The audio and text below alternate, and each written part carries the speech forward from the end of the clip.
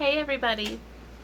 Today I wanted to do a little bit of a Q&A session with you guys. One of my friends who's a very talented crafter, she works a lot with polymer clay and a couple of other mediums, I think, but she's been crafting for a while, and she wants to get out there and do more conventions, very similar to how Randy and I do. And she had some really good questions that I was like, I had these same questions whenever we were starting out, and I was helped out a lot and received a lot of good advice from other artists, so I thought I would pass that along to y'all. Her first question was, and I've reworded them just a bit to make it a little bit more broad spectrum, but it was, how do you discipline yourself to make all the inventory you need for the conventions you guys do?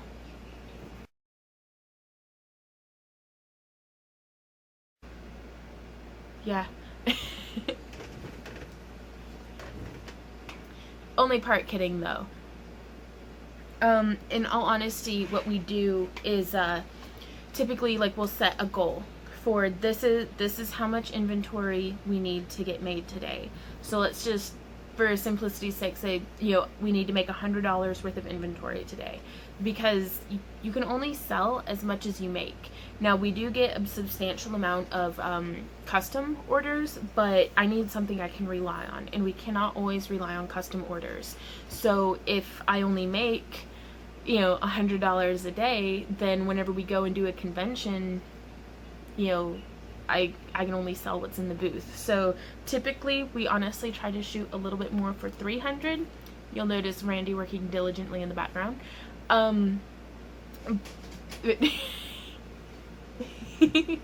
But it's the 100. That's a good starting point. And then we'll look at our inventory and be like, what do we need more of? Are we low on earrings? Are we low on finger rings? It's like, and so we'll set that price goal. And it could be something that you're like, I need to make $50 worth of stuff.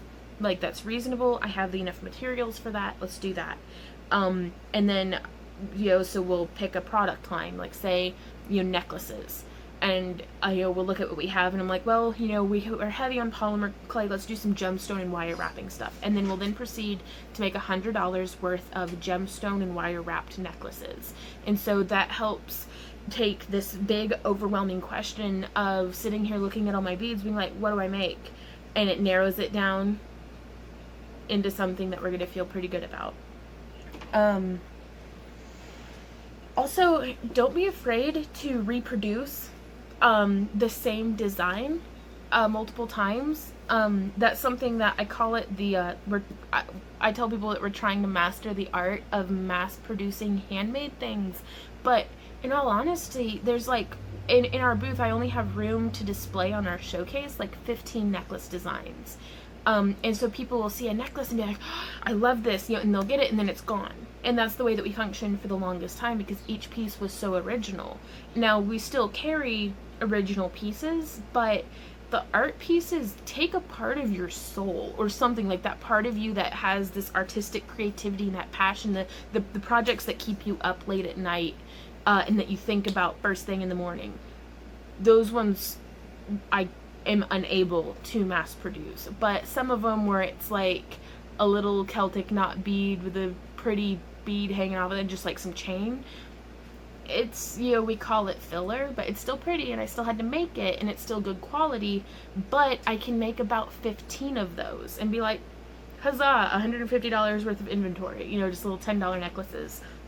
But whenever we do a convention or a craft show and people are coming through and they don't have anywhere from 100 or from 80 to like $150 for one of my art piece necklaces, but they still want to support our work, I'm like, hey, I have this $10 necklace over here that's pretty good.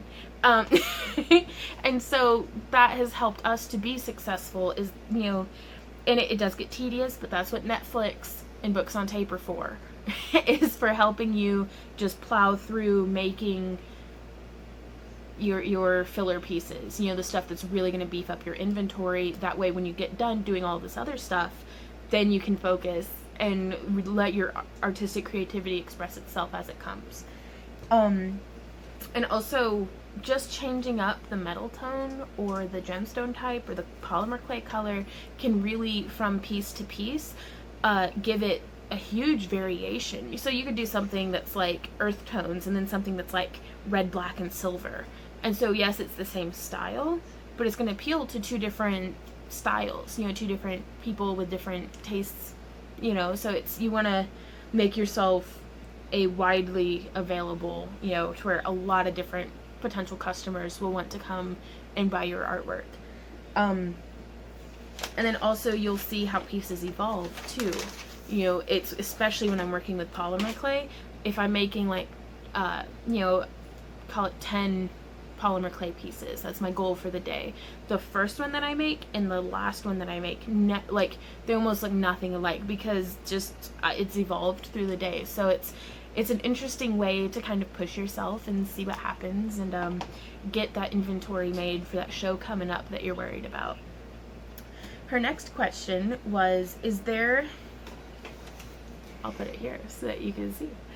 Is there any way to judge the popularity of items? This is going to vary a lot. And as a jewelry maker, my advice may not be as applicable to someone who sells art prints or pottery or like maybe fiber art. But I'm speaking from this past almost a decade of experience of selling our artwork for a living, you know, our artisan, our jewelry and stuff. It takes time to judge the popularity of an item, and it becomes even more difficult because it's different show to show. You know, stuff that sells really well in Arkansas did not do so well up in Maryland and vice versa. But also, if it's like your first show or, you know, it's a new product line and it's your first or second show having it out and it's only like a 200-person show, that's not really a demographic to make a judgment off of.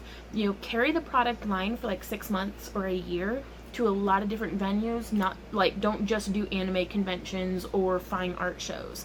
Do a lot of different venues and see, is it well received to any of those groups.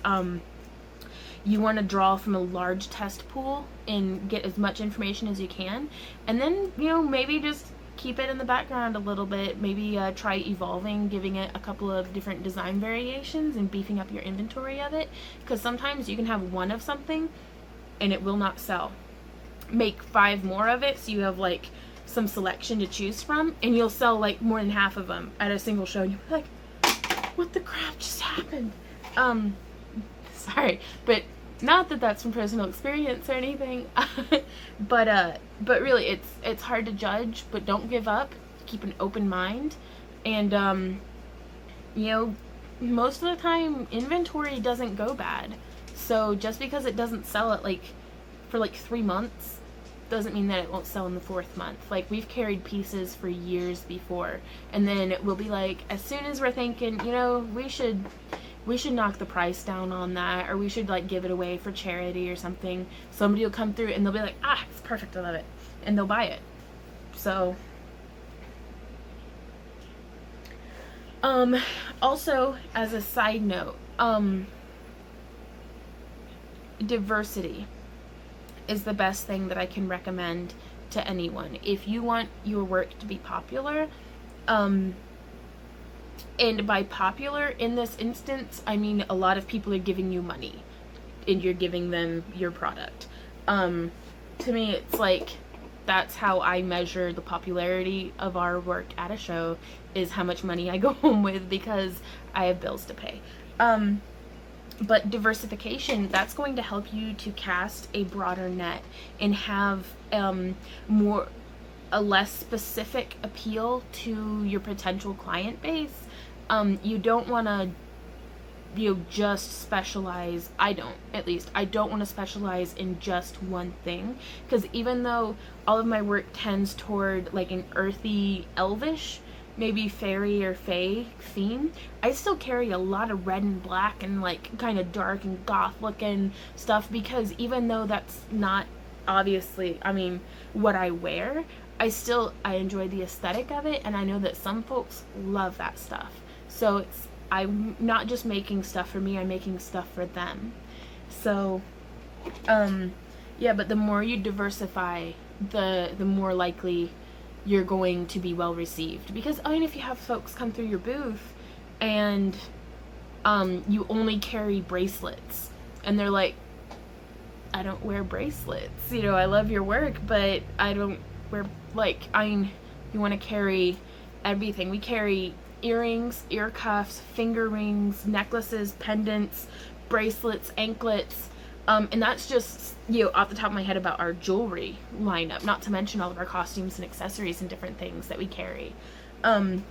Something that I've been trying to work on is a lot of what we carry still appeals mostly to a female demographic, unless we're at pirate shows. The pirate shows, the gentlemen almost wear more jewelry than the ladies do. So we do really well at pirate shows to a broad multi-gender demographic. But for the most part, it's the more feminine crowd that's purchasing jewelry from us. And I'm trying to appeal more by carrying like gentleman's armor, like stuff that has that more masculine look to it, and as well as like journals and props and different things like that, that, people who don't want to wear jewelry, and I'm using some ultra broad spectrum terms, like umbrella terms here. It's like, by a gentleman, it's like, I don't know how many ladies I have sold our masculine armor to because they're like, I like it.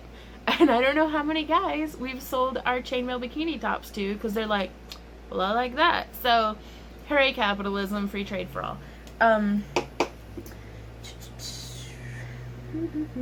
Also, again, kind of branching off of my friend's original question about what's popular, we carry a lot of inventory with us to conventions and shows. Even if it's a smaller one-day show, I bring my full, like, 4 big tackle boxes of inventory, as well as all of our costuming, to the convention because we want our booth to look full.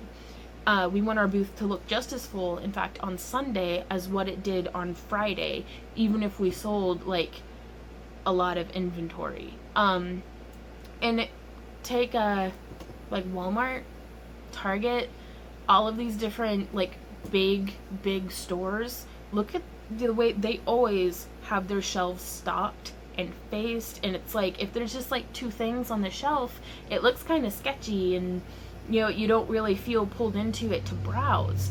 Whereas, if you're going through and it's just full and it looks professional, and it's like, if it didn't work, they wouldn't do it. Like, they've got whole marketing teams researching this crap, and the shelf setup, how tall and deep to make the shelves, how wide should the aisles be, what kind of lighting should you have. I mean, they tailor the entire environment there towards getting you to spend your money. So as vendors and artists trying to sell our work, we take as many pages out of their books as we can because it's proven to work. It's just appealing to our hunter-gatherer natures as humanoids, or something. So yeah, I think I rambled a lot on that one. I apologize. But her last question that I'm going to go over today with you is, what is a good way to get creative juices flowing? That's a really good question. And I'm sure that that's different for everyone, but for me, one of my favorite ways to kind of just knock the dust off and get back into the groove of things, and like if I find myself just like completely overwhelmed but uninspired, I'll go through and revisit an older design. Like, I take pictures of all of my work, even if I don't put it up on my DeviantArt or website. I just pop a picture with my cell phone, and so I've got like gigabytes, of pictures on my laptop of just jewelry, and I'll kind of scroll through and be like, I haven't made anything like that in a long time. And I'll revisit it and I'll try to recreate it because, as an artist, I'm evolving every day. Every new technique that I learn, I've given myself a blister here, so I'm going to start holding the wire this way, and suddenly it gives me a completely different effect than the way that I was holding it to get the blister. It's, you never know how you're going to grow as an artist, and revisiting older pieces can really, I mean, it shows you where you were at like 2 years ago, and then your completed piece will show you where you're at now, and you'll have ideas about, well, since I did this one, I learned such and such technique from this person's tutorial, or, like for me, cross training, as I call it, like working with not just wire, but polymer clay and leather and chainmail and scale mail and beading, a lot of these different techniques, things will start to piece together in ways that I might not have thought of if I had only ever stuck to just wire wrapping. So I'd recommend revisiting an older design, possibly learning a new technique. I'm sorry, I'm gonna sneeze. Am I gonna sneeze? No? Okay. Revisiting an older design, learning a new technique. There's a lot of really good, my computer's over there. There's a lot of really good YouTube videos, not just my own, but like there's a lot of really good YouTube videos out there that can teach you very efficiently new techniques to get your creativity going and to really inspire you. Now, don't go ripping off people's designs though. Like, it's one thing if they taught a tutorial of it, it's another thing entirely if you like kind of look at their piece and pick it apart and recreate it and then claim it as your own. That's selfish.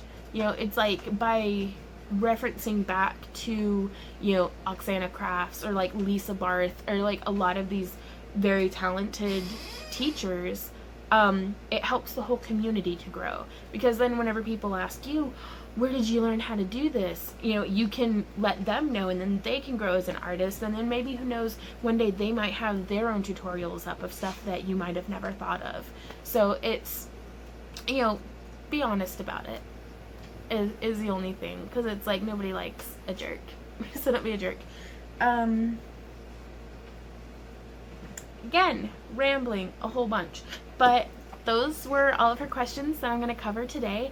If y'all have any questions about anything jewelry business related, or like just as a traveling artisan, I think I might do an origin story video for those of y'all who haven't met us in our booth, because if you've met us, I've yapped your ear off.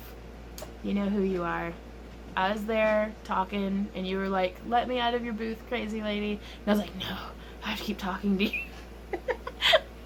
That's everyone ever. But yeah, let me know what you guys' questions are. I'd love to help out in any way that I can. I'd love to hear y'all's answers to these questions. How do you get yourself out of creative ruts? How do you keep yourself committed to your obligations that you have? Like, whether it's keeping up with custom work or making sure that you have enough inventory, or like, do you have a day planner? I don't know, like, so, what are your best product lines? Like, how do you judge what your products are most popular? But yeah, so thank you guys so much for watching and for hanging out with me while I ramble at you about things. And I'll see you guys around, and have a wonderful day. Happy crafting, everybody.